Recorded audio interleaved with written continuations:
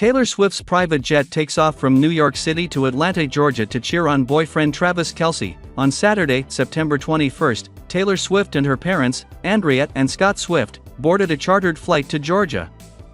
Taylor Swift's Dassault Falcon 7X private jet took off from New York City at 8 a.m. on Saturday. Swift's support trip for her boyfriend also included the appearance of Scott and Andrea Swift, which is said to be the sweetest reunion in Week 3 of the new NFL season between the Kelce and Swift families. Meanwhile, Travis Kelce and his teammates were also said to have arrived in Georgia on Friday. But on Saturday, Kelce and his Chiefs teammates will head to Mercedes-Benz Stadium in Atlanta to start getting used to the turf before the official match between the Chiefs and Atlanta Falcons.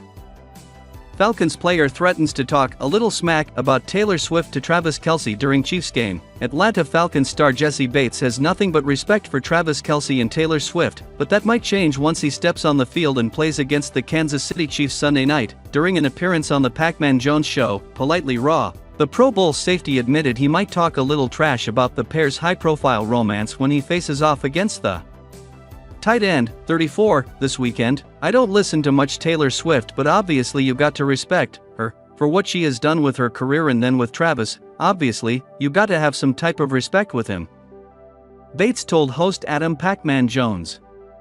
But once that clock ticks and we in between those lines, you know I see red sometimes, so I might say some crazy stuff to him, he continued. It may involve Taylor, it may not. However, the 27-year-old noted that it's nothing personal and talking a little smack is just part of the game. Swift, 34, has attended both of Kelce's home games so far during the 2024-2025 NFL season. While it's unclear if she is planning to attend the game in Atlanta, Bates said her potential presence has no impact on him. I don't care who is watching, he said on the Bet Online show. The standard is the standard, and that's just what it is. Bates isn't the first, and likely not the last, one of Kelce's opponents to bring up his relationship with the pop star before playing the Chiefs.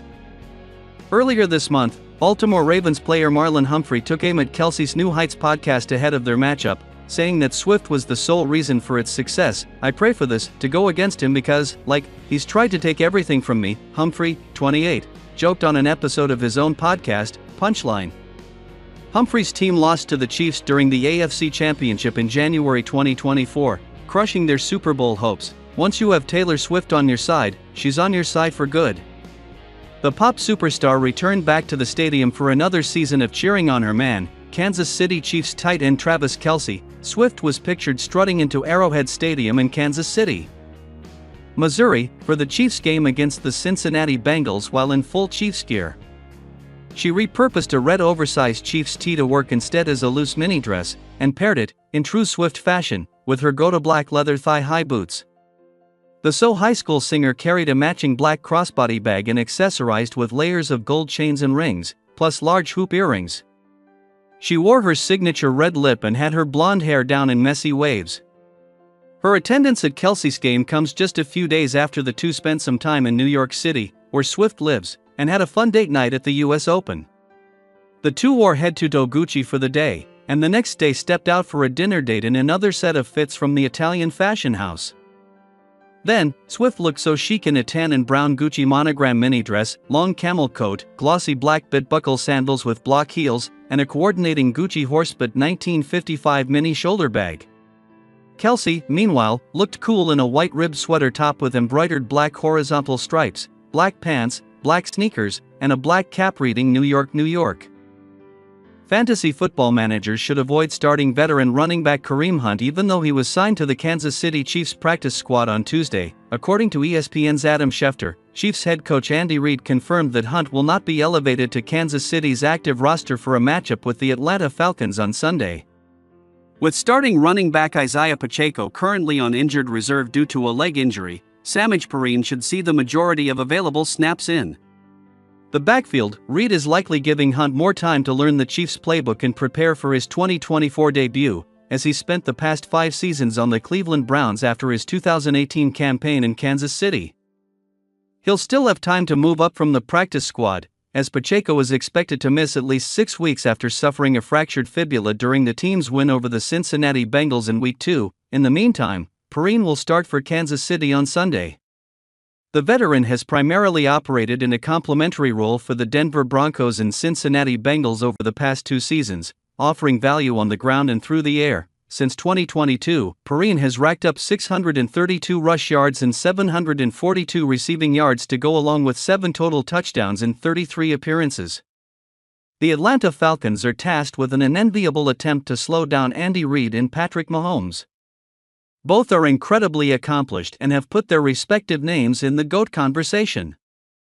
With that said, the last 3 games that Mahomes has played, there is a trend worth noting. Mahomes has made it clear he prefers to play bombs away, slinging the ball over the field and consistently attempting to land the big plays.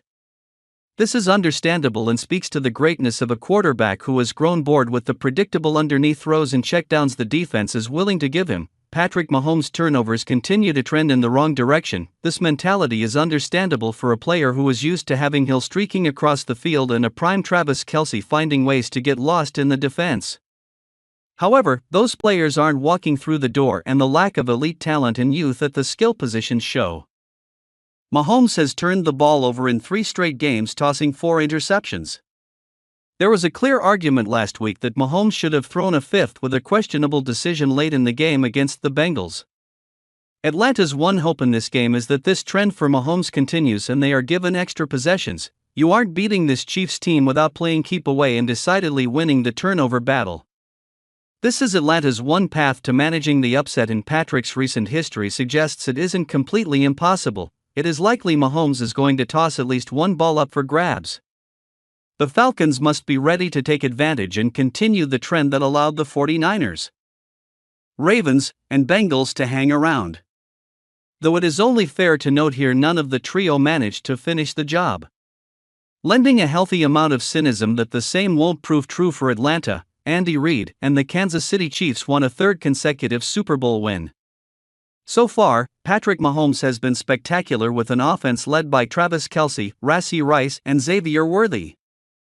The defense is still one of the best units in the NFL, even after the departure of L'Jarius Sneed to the Tennessee Titans. After 2 victories over Ravens and Bengals, they look unstoppable. However, there's a big problem which might derail those championship hopes. 2 star players have been hit with huge injuries and they won't be available for Week 3 against the Atlanta Falcons and beyond. The Kansas City Chiefs have lost Hollywood Brown and Isaiah Pacheco. Although there's not an official timetable yet, Andy Reid has already admitted both might be facing season-ending injuries. The wide receiver injured his right shoulder in the first play of a preseason game against the Jacksonville Jaguars, while Pacheco had a fractured fibula in last week's matchup with the Bengals. The Atlanta Falcons enter Week 3 feeling much different compared to last week. Coming off a legendary 2-minute touchdown drive to win the game, there's a lot more confidence in new quarterback Kirk Cousins, as well as Zach Robinson's offense as a whole after the unit looked like a completely different group compared to their Week 1 performance against the Steelers. However, the road only gets more difficult this week. The Falcons host the 2-time defending Super Bowl champions in Atlanta, who have yet to lose a game, and once again, the whole world will be watching on Sunday Night Football with Taylor Swift in the building. Falcons linebackers and safeties versus Travis Kelce. Travis Kelce is the greatest receiving tight end to ever live. And despite getting up there in age, it hasn't seemed to slow him down. The Chiefs, while a good offense, still don't have a ton of weapons that Patrick Mahomes trusts, especially with Isaiah Pacheco out. I imagine Kansas City will have to lean on the passing game in this contest, and the Falcons linebackers will have the tall task of attempting to slow down Travis Kelce. I imagine they'll also have some help from the safeties, particularly Jesse Bates III, who continues to play like the best free agent signing in Falcons franchise history. If Atlanta's defense can stop the run and take Travis Kelce out of the game, it will make life extremely difficult for Patrick Mahomes.